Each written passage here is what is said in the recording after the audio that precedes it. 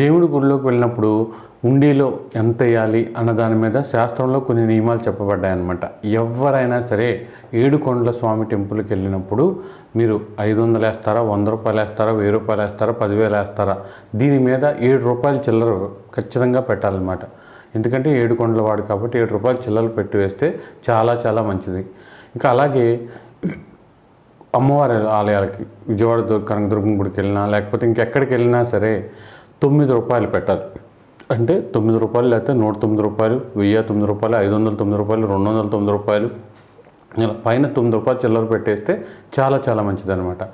శివాలయంకి వెళ్తే ఎప్పుడైనా శివాలయంకి వెళ్తే 11 రూపాయలు అంటే 111 రూపాయలు, 211 రూపాయలు, 1011 రూపాయలు, 11 రూపాయలు చిల్లర పైన పెట్టాలి. ఎందుకంటే 2 సంఖ్య 11 అంటే 2 చంద్రుడి యొక్క బలం పెరిగి మనశ్శాంతి కలిగిద్ది అనమాట.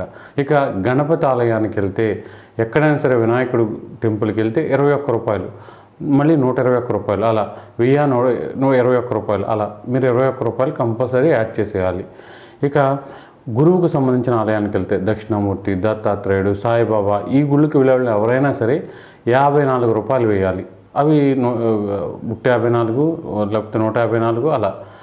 అలాగే మీరు ఏదైనా పూజ చేసుకుంటే అన్నవరం సత్యనారాయణ స్వామి గుడికి వెళ్ళినా లేకపోతే మనకు శ్రీకాళహస్తిలో పూజ చేయించుకున్నా ఇంకెక్కడైనా సరే జాతక దోషాలకు సంబంధించిన పూజలు చేయించుకుంటే అక్కడ ఖచ్చితంగా 101 రూపాయలు వేయాలి. ఇంకా పెద్ద అమౌంట్ అయితే ఖచ్చితంగా 101 రూపాయలు యాడ్ చేసి వేయాలన్నమాట.